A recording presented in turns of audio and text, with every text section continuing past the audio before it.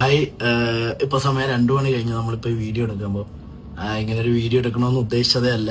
പക്ഷെ ഇങ്ങനെ ഒരു സാഹചര്യത്തിൽ എടുക്കണമെന്ന് തോന്നി. നമ്മളിപ്പോ ഒരു സിനിമ ഇറങ്ങി, ഡെർബി. ഞാന്, ഋഷി, ആദം, അനു, ഹരി, എല്ലാരും നമ്മൾ ചെറിയ ആർട്ടിസ്റ്റുകൾ എല്ലാരും കൂടെ ചേർന്ന് വളരെ ചെറിയൊരു പടം അതെ നമ്മള് റിലീസ് 2 ദിവസം മുമ്പ്.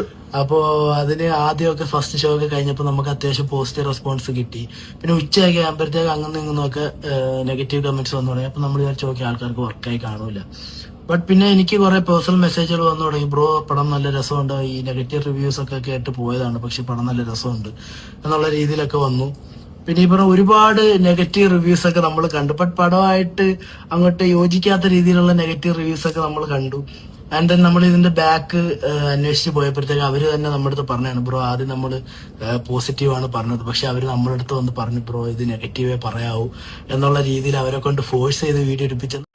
എന്തെന്നൊക്കെ പറഞ്ഞാലും അങ്ങനെ ചെയ്യുന്ന ഒരിക്കലും കറക്റ്റായിട്ടുള്ള ഒരു കാര്യമല്ല. ഒരു പടം എന്ന് പറഞ്ഞാൽ നോർമലായിട്ട് കണ്ടിട്ട് ആൾക്കാർ കണ്ടിട്ട് ഇഷ്ടമാണോ അല്ലയോ എന്നൊക്കെ അത് അവരവർ തീരുമാനിക്കുന്നതിന് ശേഷം ഓടുന്നതൊക്കെ അതിൻ്റെ ഒരു കാര്യത്തിലാണ്. അല്ലാതെ നെഗറ്റീവ് പറയണമെന്ന് പറയിപ്പിക്കുന്ന, അങ്ങനെ പറഞ്ഞ് പറയിപ്പിക്കുന്ന ഒരിക്കലും ശരിയായിട്ടുള്ള ഒരു കാര്യമാണെന്ന് തോന്നുന്നില്ല. അത് ശരിയാണെന്ന് തോന്നുന്നില്ല. നിങ്ങളുണ്ടെങ്കിൽ ഒരു പടം പോയി കണ്ടു നോക്കുക. നിങ്ങൾക്ക് ഇഷ്ടപ്പെടുവാണെങ്കിൽ ഓക്കെ. അതെല്ലാം ഇഷ്ടപ്പെടുന്ന എന്നുണ്ടെങ്കിൽ നിങ്ങളുടെ ഒപ്പീനിയൻ പറയുന്നതിന് കുഴപ്പമില്ല. പക്ഷെ അത് ആരെങ്കിലും പറഞ്ഞ് പറയിപ്പിക്കുന്ന രീതിയിൽ ഒരിക്കലും അങ്ങനെ പറയരുത്. അത് ശരിയല്ല.